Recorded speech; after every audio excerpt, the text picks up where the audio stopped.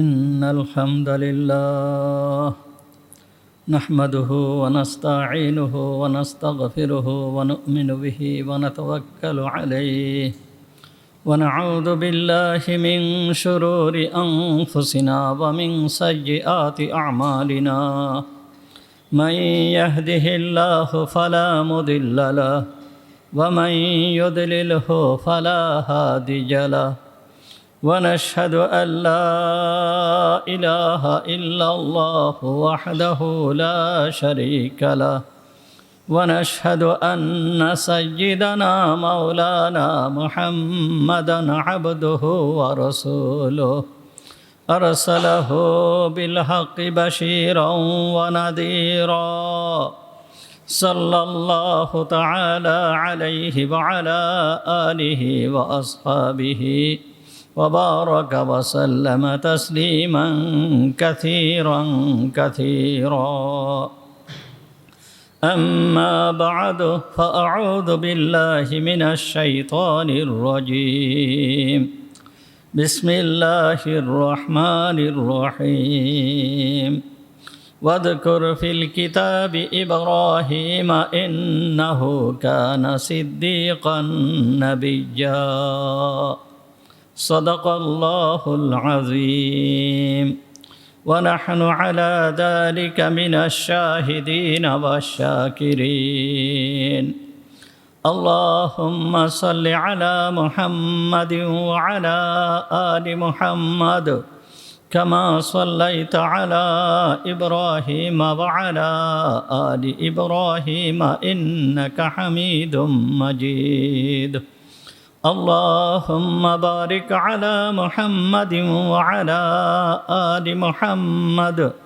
كما باركت على إبراهيم وعلى آل إبراهيم إنك حميد مجيد سبحانك لا علم لنا إلا ما علمتنا اللهم انفعنا بما علمتنا فعلمنا ما ينفعنا فعلمنا ما ينفعنا فعلمنا ما ينفعنا وزدنا علما رب اشرح لي صدري ويسر لي أمري واحلل عقدة من لساني يفقهوا قولي اللهم طهر قلوبنا عن غيرك ونفر قلوبنا بنور معرفتك ربنا تقبل منا إنك أنت السميع العليم وتب علينا إنك أنت التواب الرحيم সমস্ত প্রশংসা সেই মহান রব্বুল আলামিনের জন্য যিনি আমাদেরকে আজকের এই পবিত্র জুমার দিনে জুমার নামাজ পড়তে আসার তৌফিক দান করেছেন। এই জন্য আমরা সবাই বলি আলহামদুলিল্লাহ।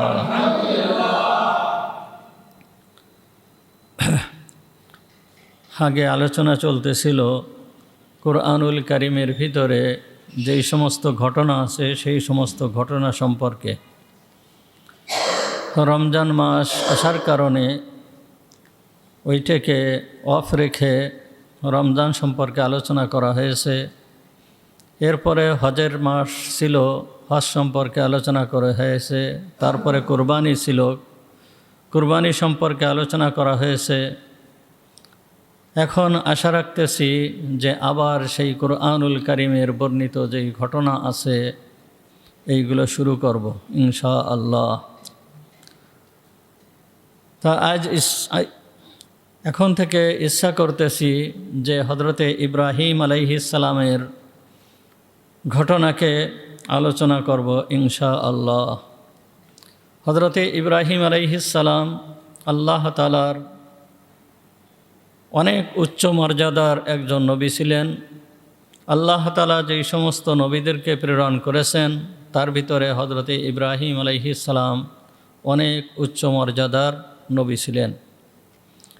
সর্বপ্রথম নবী হযরতে আদম আলাইহিস সালাম, এরপরের নবী আদম আলাইহিস সালামের ছেলে হযরতে শীস আলাইহিস সালাম, এরপরে আল্লাহ তাআলা নবী হিসাবে প্রেরণ করেন হযরতে ইদ্রিস আলাইহিস সালামকে।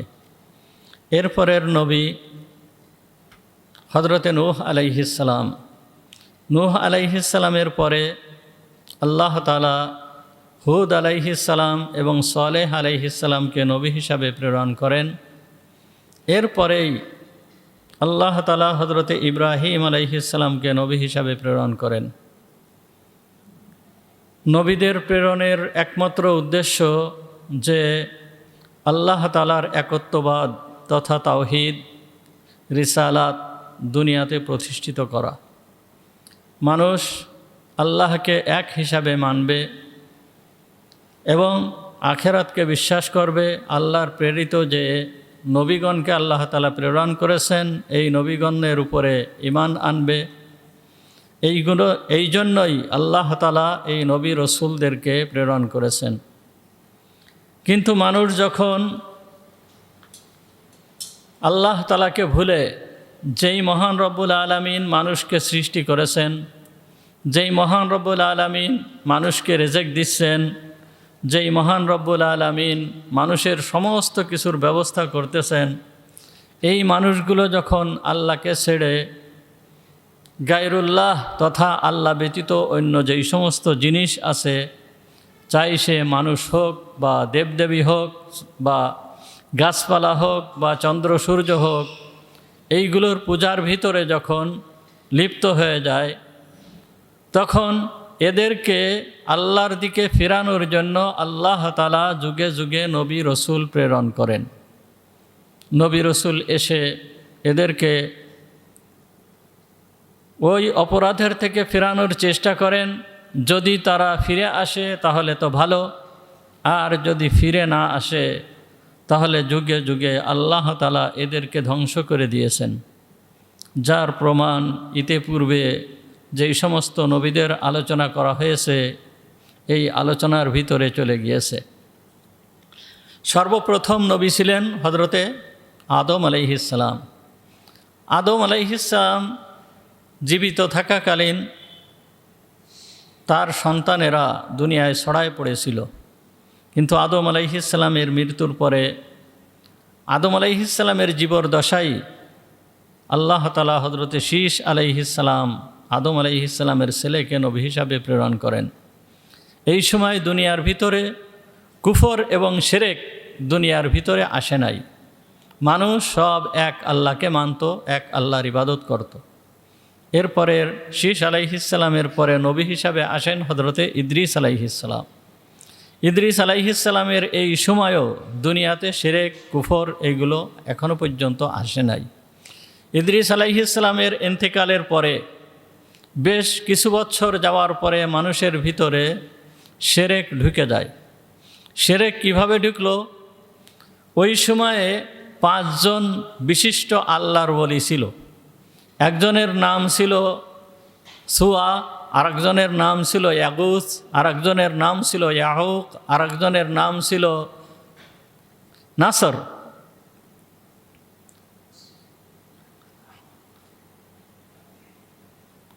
একজনের নাম সুয়া, একজনের নাম ওয়াদ, আরেকজনের নাম ইয়াগুস, আরেকজনের নাম ইয়াহুক, আরেকজনের নাম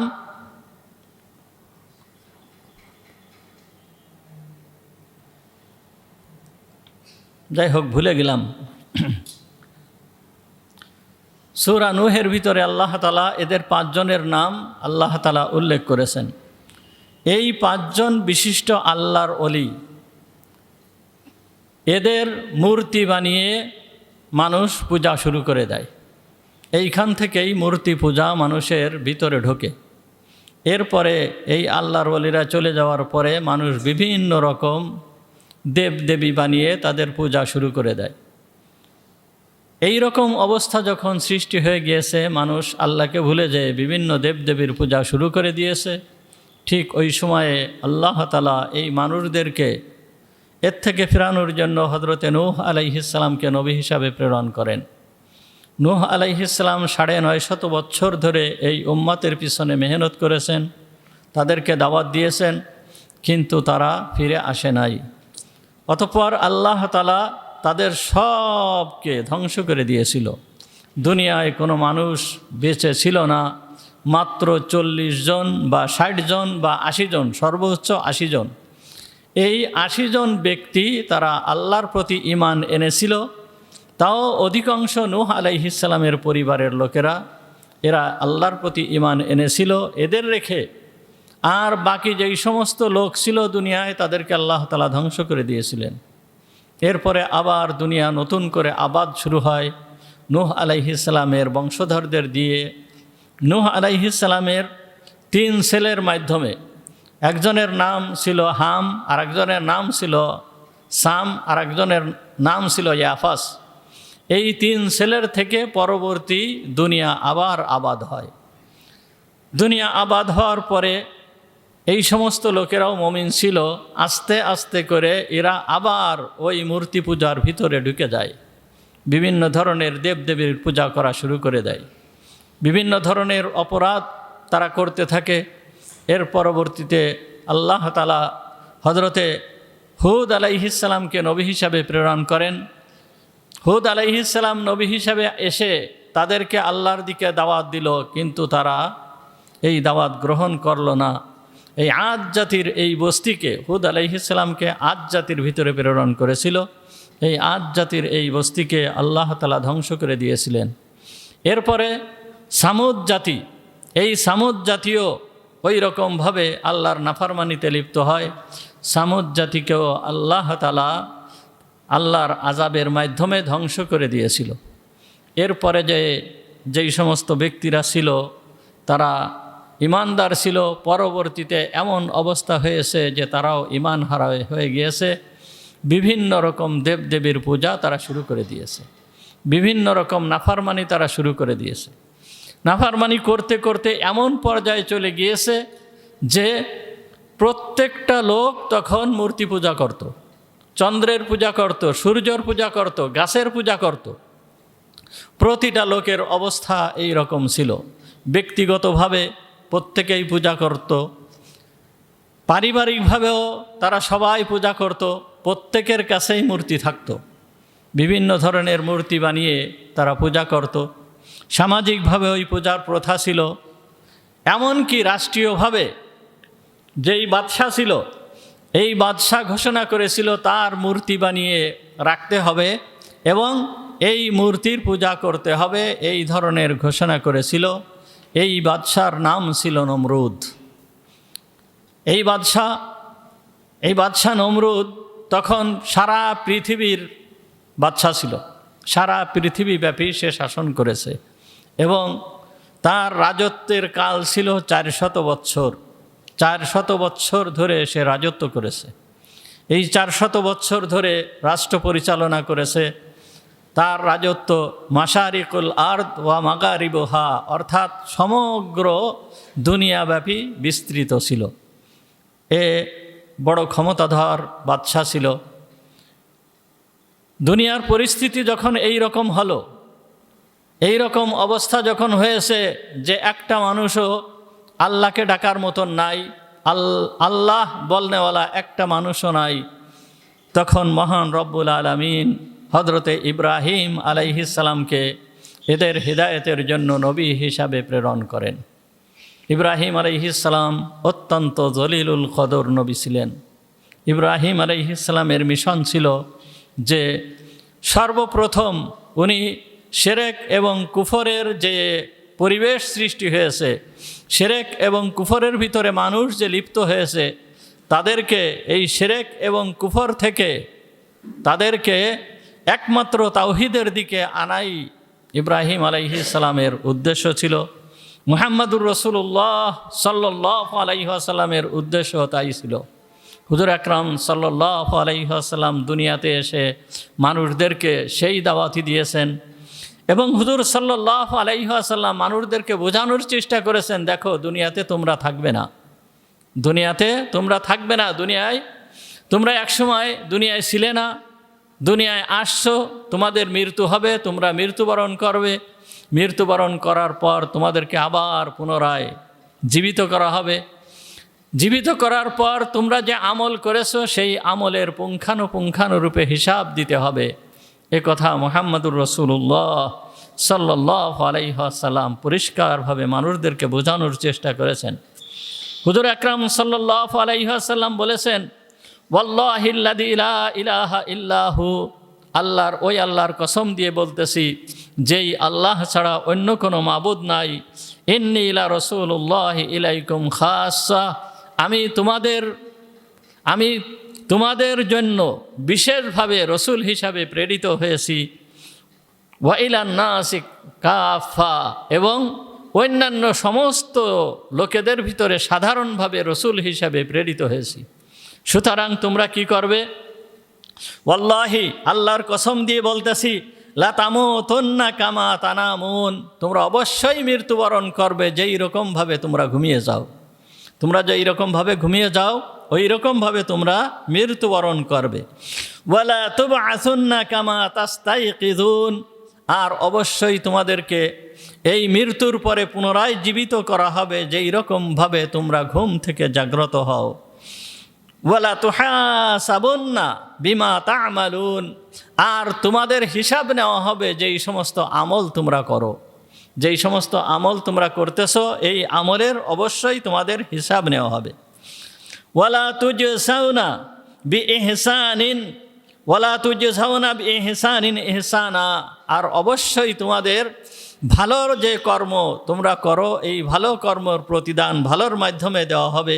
ওয়াবিসু এসু আ, আর মন্দ যেই কাজ করো এই মন্দর প্রতিদান মন্দর মাধ্যমেই দেওয়া হবে। ওয়া ইন্নাহা লা জান্নাতুন আবাদা ওয়ান নারু আবাদা, হয়তো আবাদুল আবাদ কালের জন্য তোমরা জান্নাত পাবে অথবা আবাদুল আবাদ কালের জন্য তোমরা জাহান্নাম পাবে। মুহাম্মাদুর রাসূলুল্লাহ সাল্লাল্লাহু আলাইহি ওয়াসাল্লাম এইভাবে মানুষদেরকে বুঝাইছেন। হযরতে ইব্রাহিম আলাইহিস সালামও মানুষদেরকে এই শিরকের থেকে বাঁচানোর জন্য আল্লাহ তাআলা হযরতে ইব্রাহিম আলাইহিস সালামকে নবী হিসাবে প্রেরণ করেন। এমন এক অবস্থার সৃষ্টি হয়েছিল যেই বাদশা পর্যন্ত শিরকের ভিতরে লিপ্ত ছিল, সমস্ত মানুষ শিরকের ভিতরে লিপ্ত ছিল। এর ভিতরে এই সমস্ত মানুষদেরকে ফিরানোর জন্য আল্লাহ তাআলা ইব্রাহিম আলাইহিস সালামকে নবী হিসাবে প্রেরণ করেন। নমরুদ বড় শক্তিশালী বাদশা ছিল, সারা দুনিয়া সে শাসন করেছে। 4 জন বাদশা সারা দুনিয়া শাসন করেছে। 2 জন হচ্ছে মুসলমানদের ভিতরের 2 জন হচ্ছে একজন সুলাইমান বিন দাউদ আলাইহিসসালাম, হযরতে দাউদ আলাইহিসসালামের ছেলে সুলাইমান আলাইহিসসালাম সমগ্র দুনিয়ার বাদশা ছিল। আর একজন হচ্ছে যুলকারনাইন, এই যুলকারনাইনও সারা দুনিয়ার বাদশা ছিল। আর কাফেরদের ভিতরে একজন প্রসিদ্ধ, এ হচ্ছে নমরুদ,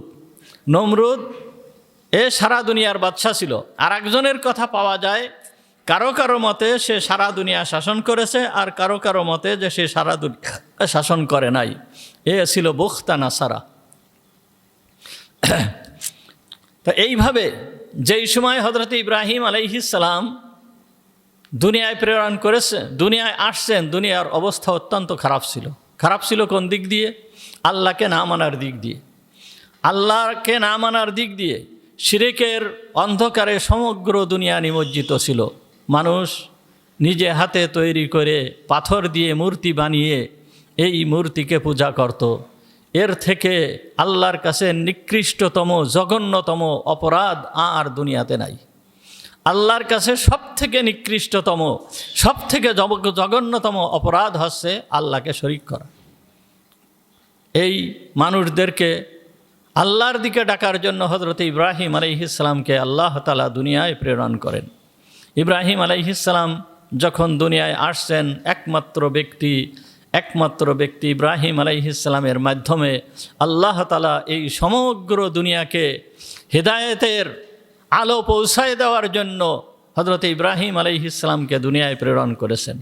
এমন এক অবস্থায় মহান রব্বুল আলামিন হযরত ইব্রাহিম আলাইহিসসালামকে দুনিয়ায় প্রেরণ করেছেন যখন সমগ্র দুনিয়া কুফরের অন্ধকারে নিমজ্জিত ছিল। হযরত ইব্রাহিম আলাইহিসসালাম অত্যন্ত জলিলুল কদর নবী ছিলেন, অত্যন্ত বড় মাপের নবী ছিলেন, যার আলোচনা আসতেছে। আল্লাহ তাআলা যদি তৌফিক দান করেন এক এক করে আলোচনা করা যাবে। আর এই আলোচনা কোরআনের ভিত্তিতে, কোরআনের আয়াতের ভিত্তিতে, কোরআনুল কারিমের ভিতরে আল্লাহ তাআলা যেইভাবে বর্ণনা করেছেন সেইভাবে আলোচনা করার চেষ্টা করব ইনশাআল্লাহ। নবীদের আলোচনা আল্লাহ তাআলা কোরআনুল কারিমের ভিতরে কোনো কোনো নবীর আলোচনা একেবারে জন্মের থেকে নিয়ে মৃত্যু পর্যন্ত তার জীবন নিয়ে আলোচনা করেছেন। যেই রকম হযরত ইউসুফ আলাইহিস সালামের আলোচনা একেবারে শৈশবকালের থেকে নিয়ে মৃত্যু পর্যন্ত ইউসুফ আলাইহিস সালামের আলোচনা কোরআনুল কারিমের ভিতরে আসছে। হযরত মূসা আলাইহিস সালামের আলোচনা কোরআনুল কারিমের ভিতরে ওই রকমভাবে আসছে। শৈশবকাল, যৌবনকাল, মৃত্যুর আগ পর্যন্ত কোরআনুল কারিমে হযরত মূসা আলাইহিস সালামের আলোচনা আসছে। হযরত ঈসা আলাইহিস সালামের আলোচনা ওই রকম যৌবনকাল, শিশুকাল, বৃদ্ধকাল, মৃত্যুর আগ পর্যন্ত সমস্ত জীবনের কথা কোরআনুল কারিমের ভিতরে এনাদের আলোচনা আসছে। এমনকি কোনো কোনো নবীর আলোচনা জন্মের আগের থেকেও হয়েছে। যেই রকম হযরত মূসা আলাইহিস সালামের আলোচনা জন্মের আগের থেকেও হয়েছে। কোনো কোনো নবীর আলোচনা শিশুকালের কোনো আলোচনা করা হয় নাই, যৌবনকালের কোনো আলোচনা করা হয় নাই। আলোচনা করা হয়েছে শুধুমাত্র নবুয়াতের পরের যেই জীবন, এই নবুয়াতের পরবর্তী জীবনের আলোচনা করা হয়েছে। এই রকম নবীদের সংখ্যা বেশি। নবীদের মূল উদ্দেশ্য হচ্ছে নবুয়াত দিয়ে প্রেরণ করা, সুতরাং নবুয়াতের পরের থেকে নিয়ে নবীর জীবনের শেষ পর্যন্ত কোরআনুল কারিমের ভিতরে আলোচনা করা হয়েছে। যেমন আমাদের নবী মুহাম্মদুর রাসূলুল্লাহ সাল্লাল্লাহু আলাইহি ওয়াসাল্লামের আলোচনা কোরআনুল কারিমের ভিতরে নবুয়াতের প্রাপ্তির পরের থেকে নিয়ে হুজুর সাল্লাল্লাহু আলাইহি ওয়াসাল্লামের শেষ জীবন পর্যন্ত আলোচনা আছে। কিন্তু হুজুর আকরাম সাল্লাল্লাহু আলাইহি ওয়াসাল্লামের শৈশবের আলোচনা, যৌবনকালের আলোচনা এইটা কোরআনুল কারিমের ভিতরে আসে নাই। কেন আসে নাই? কেন আনেন নাই? যে দেখেন, মুহাম্মদুর রাসূলুল্লাহ সাল্লাল্লাহু আলাইহি ওয়াসাল্লাম নবুয়াত পেয়েছেন 40 বছর বয়সে। অধিকাংশ নবী 40 বছর বয়সে নবুয়াত প্রাপ্ত হয়েছেন। তো এই যে হুজুর আকরাম সাল্লাল্লাহু আলাইহি ওয়াসাল্লাম 40 বছর বয়সে নবুয়াত প্রাপ্ত হলেন, এই 40 বছর জীবন যেই জীবনটা, এই জীবনটা উম্মতের জন্য অনুসরণীয় নয়। উম্মত এই জীবনকে অনুসরণ করবে না। এই জন্য এই আলোচনা কোরআনুল কারিমের ভিতরে আসে নাই। নবীর জীবনের অনুসরণ, উম্মত কোন জীবনকে অনুসরণ করবে? নবুয়াত প্রাপ্তির যেই জীবন, অর্থাৎ হুজুর আকরাম সাল্লাল্লাহু আলাইহি ওয়াসাল্লামের 23 বছরের যেই জীবন, এই জীবনের আলোচনা, এই জীবনের আলোচনা কোরআনুল কারিমের ভিতরে আসছে। কেন? যে এই 23 বছরের জীবনের অনুসরণ উম্মত করবে, এই জন্য এই আলোচনা আসছে। ঠিক ইব্রাহিম আলাইহিস সালামের আলোচনাও কোরআনুল কারিমের ভিতরে নবুয়াত প্রাপ্তির পর থেকে ইব্রাহিম আলাইহিস সালামের আলোচনা আসছে। কিন্তু শিশুকাল, যৌবনকালের যেই আলোচনা, এইটা কোরআনুল কারিমের ভিতরে আসে নাই। তারপরও হুজুর আকরাম সাল্লাল্লাহু আলাইহি ওয়াসাল্লামের বিভিন্ন হাদিস থেকে ওনার জীবনী পাওয়া যায় এবং ঐতিহাসিক বর্ণনা থেকেও ওনার জীবনের বহুত বড় বড় ঘটনা পাওয়া যায়। হযরতে ইব্রাহিম আলাইহিস সালাম যেই সময় দুনিয়ায় আসেন, আসার সময় যখন নিকটবর্তী হয়, তখন যেই সমস্ত জ্যোতিষীরা ছিল, অর্থাৎ গণক, বিভিন্ন তারকা দেখে তারা বলতে পারতো যে দুনিয়ার অবস্থা কি হবে, দুনিয়ায় কি হতে যাচ্ছে, এইগুলো বিভিন্ন তারকা আকাশের বিভিন্ন ভাব দেখে সাধারণত তারা বলতে পারতো। এখন বর্তমান সময়ে দেখেন, আবহাওয়াবিদ যারা আছে তারা আবহাওয়ার পূর্বাভাস দিতে পারে, মেশিনের সাহায্যে তারা আবহাওয়ার পূর্বাভাস দিতে পারে যে কোন সময় বৃষ্টি হবে, কোন সময় ঝড় হবে, এই সমস্ত পূর্বাভাস তারা দিতে পারে। এইগুলো কিন্তু গায়েবের এলেম না, এইগুলো গায়েবের এলেম না, এইগুলো বিভিন্ন জিনিসের মাধ্যমে এইগুলো নির্ণয় করে, এইগুলোকে গায়েবের এলেম বলা যায় না। সুতরাং আগের যুগে তারকা দেখে দেখে যেই সমস্ত জ্যোতিষীরা এই ভবিষ্যতের কোনো কথা বলতো, এইগুলো গায়েবের এলেম না। আল্লাহ তাআলা দুনিয়ার ভিতরে এমন কিছু জিনিস ফুটায় তোলেন যার আলামত বিভিন্নভাবে আল্লাহ তাআলা প্রকাশ করেন। ওই আলামত বা চিহ্নগুলো দেখে মানুষ সাধারণত এই সমস্ত কথা বলতে পারত, আর দেখা যাচ্ছে যে অধিকাংশ সময় তাদের কথা ঠিক হয়ে যেত। তো যখন হযরত ইব্রাহিম আলাইহিস সালাম দুনিয়ায় আসবেন, দুনিয়ায় আসার পূর্বে যেই সমস্ত জ্যোতিষীরা ছিল, রাজ জ্যোতিষী, তারা নমরুদের কাছে এসে বলতে লাগলো যে মহারাজ, আপনার এই দেশে এমন একজন ব্যক্তি জন্মগ্রহণ করবে যেই ব্যক্তি এই সমস্ত মূর্তিদেরকে ভেঙ্গে চুরে চুরমার করে ফেলে দেবে, এমনকি আপনার রাষ্ট্র তার হাতে ধ্বংস হয়ে যাবে, তার হাতে শেষ হয়ে যাবে। এই কথা যখন নমরুদের সামনে বলছে, বলার পরে কি আর নমরুদের ঘুম খাওয়া দাওয়া থাকে? যার হাতে রাষ্ট্র শেষ হয়ে যাবে, যার হাতে ক্ষমতা চলে যাবে, আর এই কথা যখন শুনেছে তখন তার তো আর ঘুম নাই। তখন সে পরিকল্পনা করতে লাগলো যে এখন কি করা যায়, কি করা যাবে, তার রাষ্ট্রকে কিভাবে ঠেকানো যাবে। কিন্তু রাষ্ট্রকে কি আর ঠেকানো সম্ভব? আল্লাহ তাআলা যা চান তাই আল্লাহ তাআলাই করেন। আল্লাহ ফাআলুল লিমা ইউরিদ, আল্লাহ তাআলা যা চান সেইটাই করেন আর সেইটাই হয়। যাই হোক, সে পরামর্শ বসলো, বিভিন্ন জন বিভিন্ন রকম পরামর্শ দিতে লাগলো। তার ভিতরের পরামর্শ হলো যে যেই সময়ের কথা বলতেছে, যেই বছর ওই ব্যক্তির জন্ম হবে, ওই বছরে যত শিশু জন্মগ্রহণ করবে এই শিশুদেরকে হত্যা করে ফেলতে হবে। যখন সমস্ত শিশু হত্যা হয়ে যাবে, জন্ম হওয়ার পরে হত্যা হয়ে যাবে, সে মারা যাবে, তখন তো আর সে মূর্তিকেও ভাঙতে পারবে না, আর তোমার রাষ্ট্রকেও আর নিতে পারবে না। নমরুদ যেই পরামর্শ সেই কাজ ঘোষণা করে দিল। যেই সময়ের কথা বলেছিল, যেই বছরের কথা বলেছিল, ওই বছরে যত গর্ভবতী মহিলা ছিল সমস্ত গর্ভবতী মহিলাকে একত্রিত করা হয়েছে, নমরুদের তত্ত্বাবধানে রাখা হয়েছে, নমরুদের চোখের সামনে রাখা হয়েছে। যখনই ওই মহিলাদের বাচ্চা জন্ম হয়, বাচ্চা জন্ম হওয়ার সঙ্গে সঙ্গেই তাকে মেরে ফেলে দেওয়া হয়, সাথে সাথেই মেরে ফেলে দেওয়া হয়। এইভাবে শত শত হাজার হাজার শিশুকে হত্যা করে ফেলা হলো। কিন্তু যাকে হত্যা করার জন্য এই শত শত হাজার হাজার শিশুকে মারা হলো, সেই ব্যক্তিকে হত্যা করা সম্ভব হয় নাই। রাখে আল্লাহ, মারে কে? সমস্ত কিছু আল্লাহরই হাতে, সব কিছু আল্লাহ তাআলাই করেন।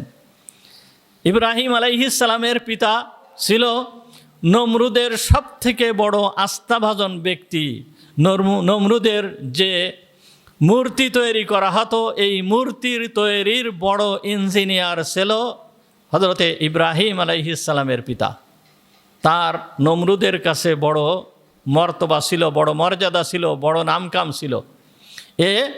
এই মূর্তি তৈরির সবথেকে বড় ইঞ্জিনিয়ার ছিল আজার, ইব্রাহিম আলাইহিস সালামের পিতা।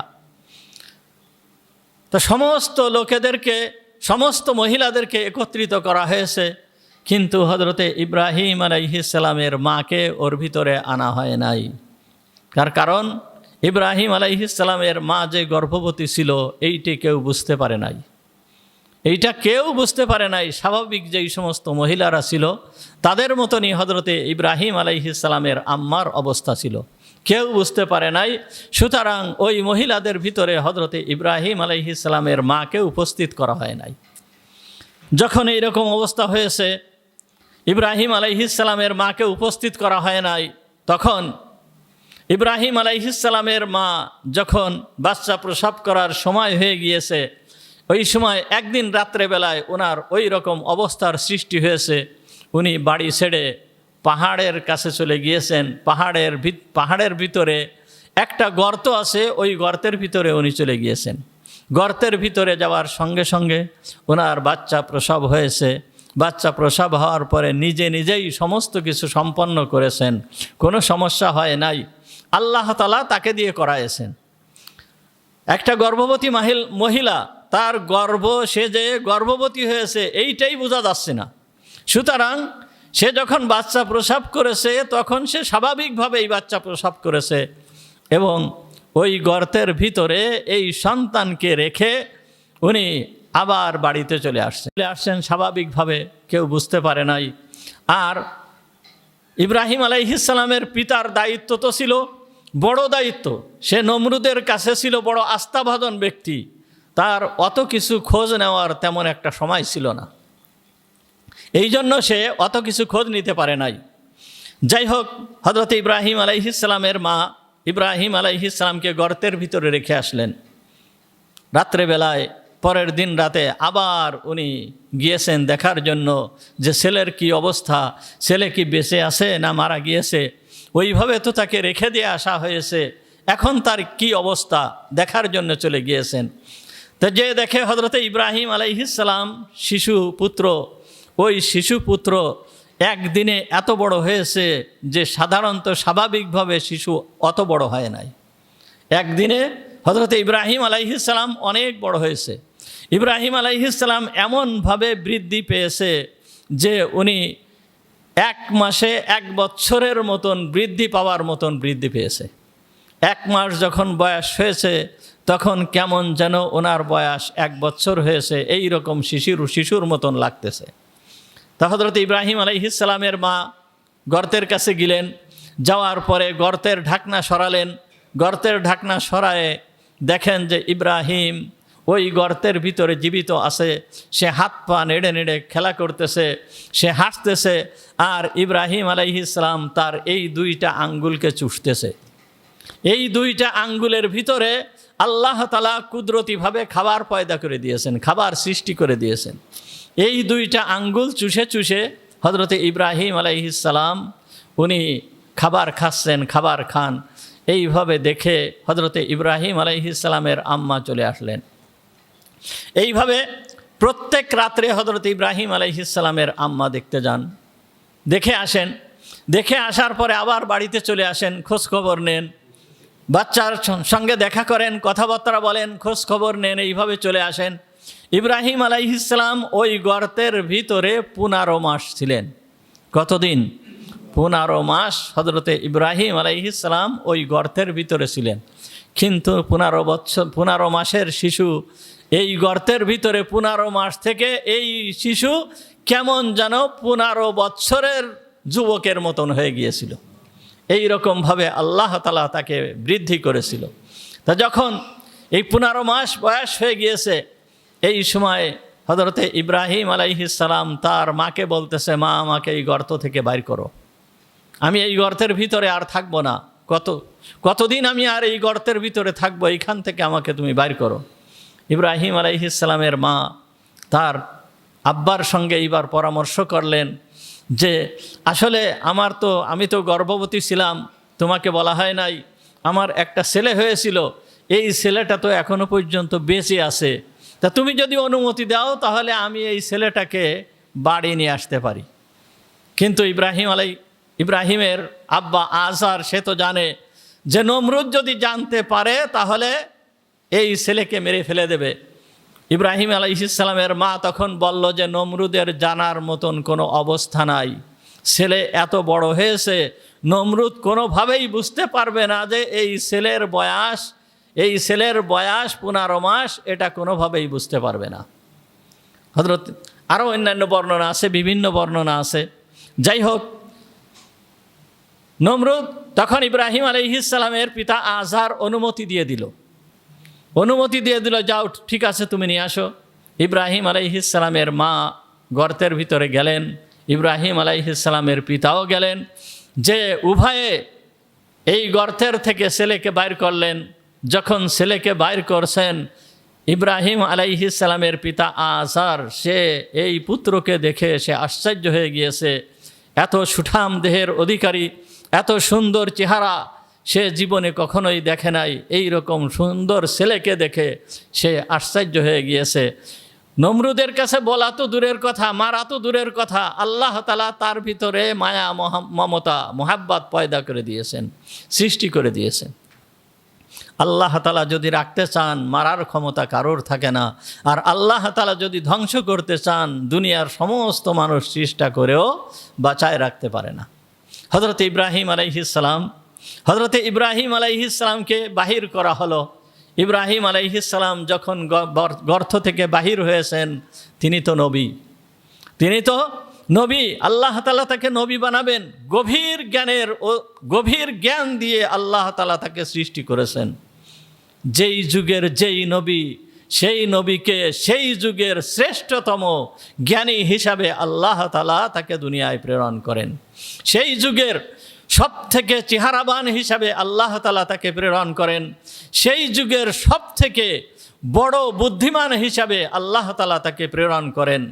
নবীকে আল্লাহ তাআলা এইভাবে প্রেরণ করেন, যখন ইব্রাহিমের পিতা এই ছেলেকে দেখছে, তখন সে ছেলের প্রতি এমন ভালোবাসা সৃষ্টি হয়েছে যে এই ছেলের কথা নমরুদের সামনে আর বলে নাই।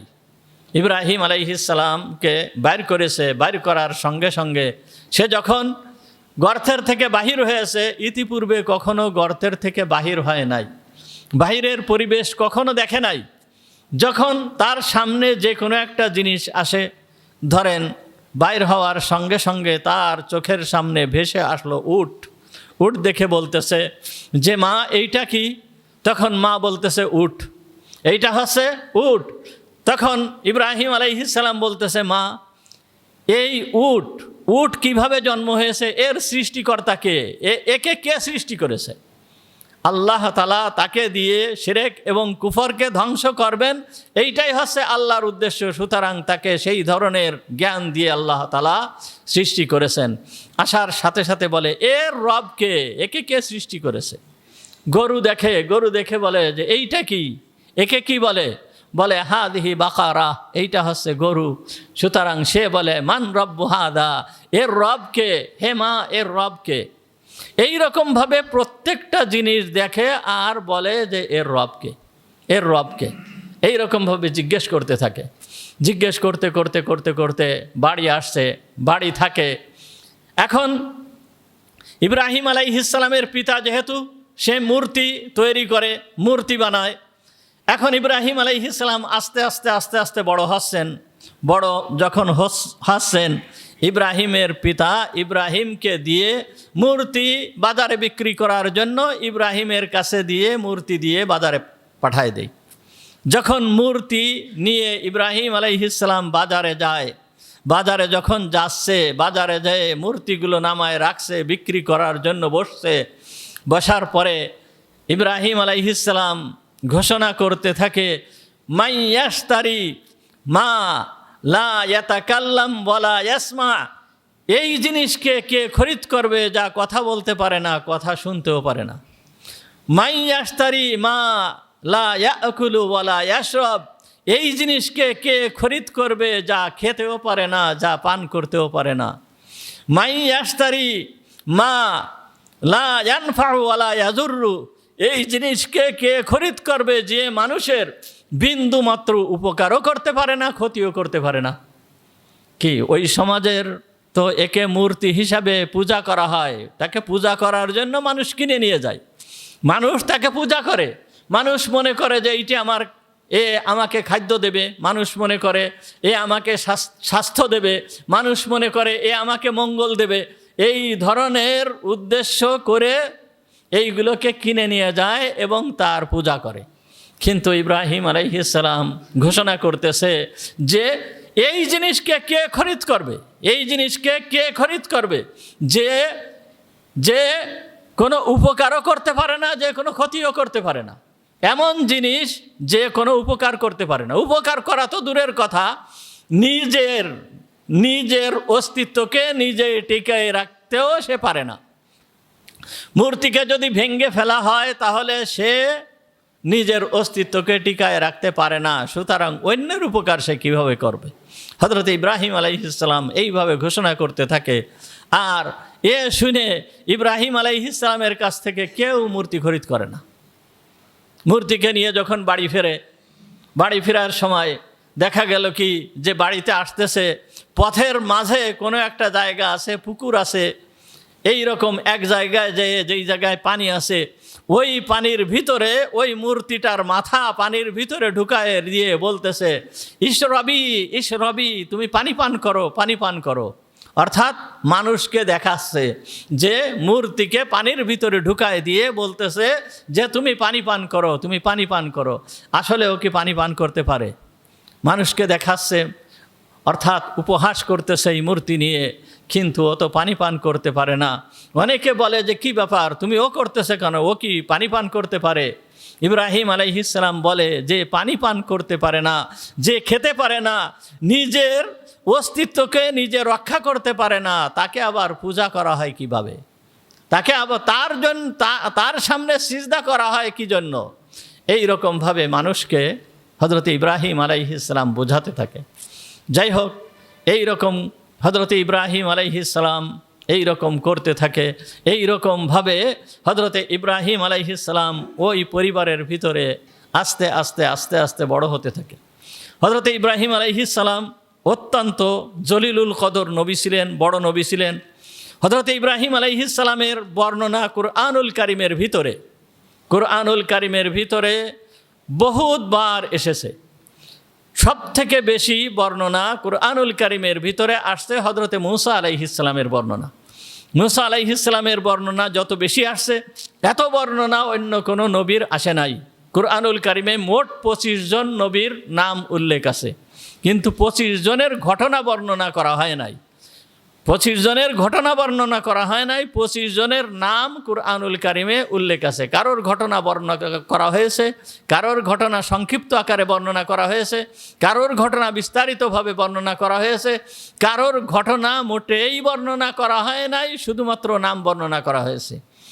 তা যাদের ঘটনা বিস্তারিতভাবে বর্ণনা করা হয়েছে তার ভিতরে রয়েছে হযরতে ইব্রাহিম আলাইহিস সালাম। ইব্রাহিম আলাইহিস সালামের ঘটনা কুরআনুল কারিমের 25টা সূরায় 63টি আয়াতের ভিতরে হযরতে ইব্রাহিম আলাইহিস সালামের বর্ণনা আসছে। হযরতে ইব্রাহিম আলাইহিস সালামের বর্ণনা আসছে সূরা বাকারার ভিতরে। সর্বপ্রথম সূরা বাকারার ভিতরে হযরতে ইব্রাহিম আলাইহিস সালামের বর্ণনা আসছে। সূরা বাকারার 124 নম্বর আয়াত, 125 নম্বর আয়াত, 126 নম্বর আয়াত, 127, 130, 132, 133, 135, 136, 140, 158 এবং 260 নম্বর আয়াতের ভিতরে ইব্রাহিম আলাইহিস সালামের বর্ণনা আসছে। সূরা আল ইমরানের 33, 65, 67, 68, 84, 95 ও 97 নম্বর আয়াতে, সূরা নিসার 54, 125, 163 নম্বর আয়াতে, সূরা আনআমের 75, 74, 75, 83, 161 নম্বর আয়াতে, সূরা আত-তাওবা এর 70, 114 নম্বর আয়াতে, সূরা হুদের 69, 74, 75 ও 76 নম্বর আয়াতে, সূরা ইউসুফের 6 ও 38 নম্বর আয়াতে, সূরা ইব্রাহিমের 35 নম্বর আয়াতে, সূরা হিজরের 51 নম্বর আয়াতে, সূরা নাহালের 120 নম্বর ও 123 নম্বর আয়াতে, সূরা মারিয়ামের 41, 46 ও 58 নম্বর আয়াতে, সূরা আম্বিয়ার 51, 60, 62 ও 69 নম্বর আয়াতে, সূরা হজের 26, 43 ও 78 নম্বর আয়াতে, সূরা আশ-শুআরা এর 69 নম্বর আয়াতে, সূরা আল আনকাবুতের 16 ও 31 নম্বর আয়াতে, সূরা আহজাবের 7 নম্বর আয়াতে, সূরা সফফাতের 83, 104 ও 109 নম্বর আয়াতে, সূরা সাদের 45 নম্বর আয়াতে,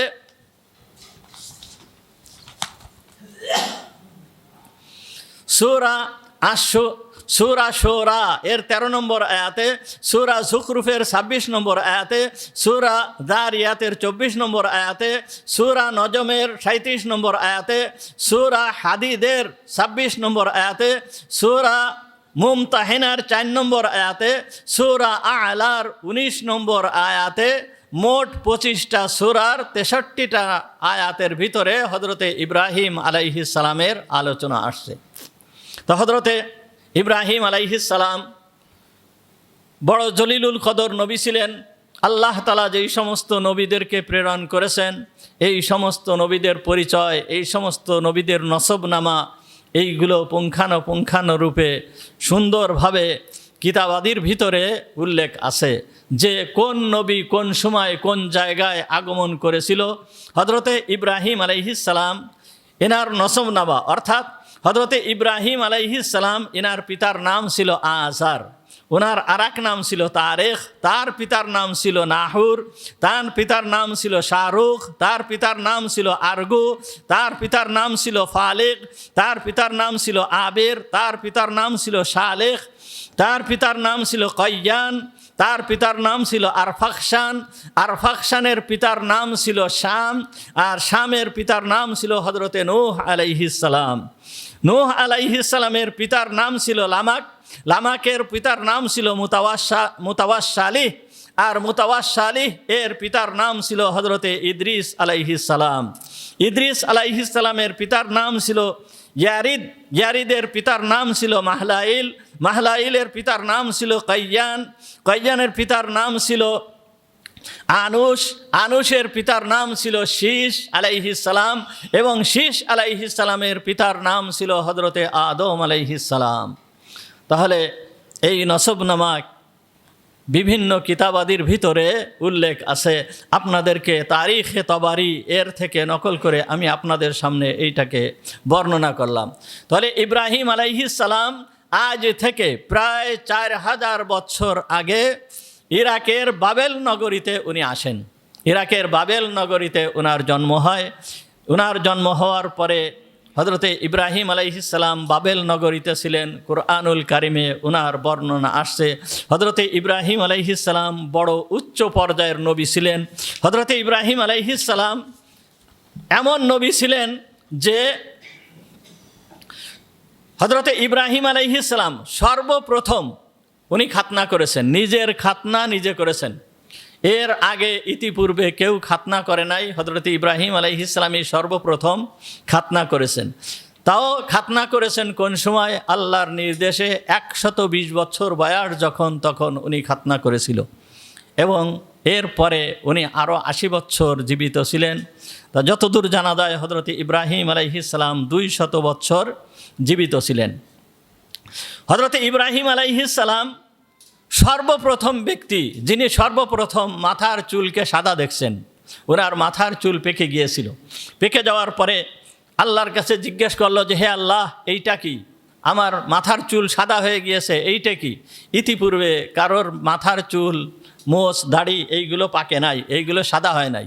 সর্বপ্রথম হযরতে ইব্রাহিম আলাইহিস সালামের মাথার চুল পেকে গিয়েছিল। তা যখন আল্লাহর কাছে কথা বলছে যে, হে আল্লাহ, এইটা কি? তখন আল্লাহ তাআলা বললেন, ওয়াকারা, এইটা হচ্ছে তোমার সম্মান, তোমার সম্মান। অর্থাৎ মাথার চুল যখন পেকে যায়, দাড়ি যখন পেকে যায়, দাড়ি সাদা হয়ে যায়, এই রকম ব্যক্তির সম্মানকে আল্লাহ তাআলা বৃদ্ধি করে দেন, বাড়ায় দেন। ইব্রাহিম আলাইহিস সালাম দোয়া করেছিল, আল্লাহুম্মা জিদনি ওয়াকারা, হে আল্লাহ, তুমি আমার এই সম্মানকে তুমি আরও বৃদ্ধি করে দাও। এই জন্য দেখবেন যেই সমস্ত লোকেদের চুল দাড়ি পেকে সাদা হয়ে যায়, এরা যদি মুমিন হয় আর এরা যদি নেককার হয়, এই সমস্ত লোকদেরকে মানুষ এমনভাবে ভক্তি করে যা বলে শেষ করা যাবে না। এই সমস্ত লোকদেরকে মানুষ অত্যন্ত কদর করে, অত্যন্ত ভক্তি করে।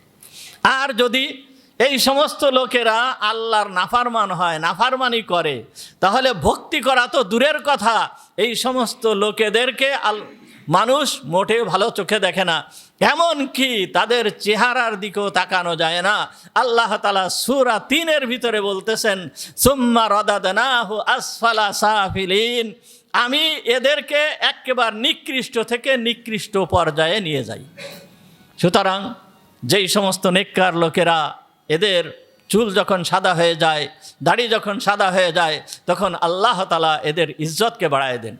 এমনকি এই সমস্ত ব্যক্তিরা যারা বৃদ্ধ হয়ে যায়, বৃদ্ধ বয়সে এসে যদি কোনো ব্যক্তি যৌবনকালে যেই সমস্ত ইবাদত করেছে, বার্ধক্যের কারণে সেই ইবাদতগুলো ওই ব্যক্তি করতে পারে না।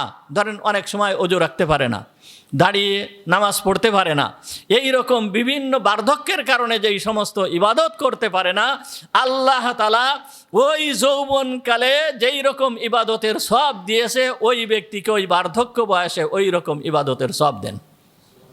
জামাতে হাজির হতে পারে না, বার্ধক্যের কারণে আসতে পারে না, ওই ব্যক্তি ঘরে বসে বসে নামাজ আদায় করে, আল্লাহ তাআলা ওই ব্যক্তিকে ওই জামাতে আসার সওয়াব আল্লাহ তাআলা দান করেন।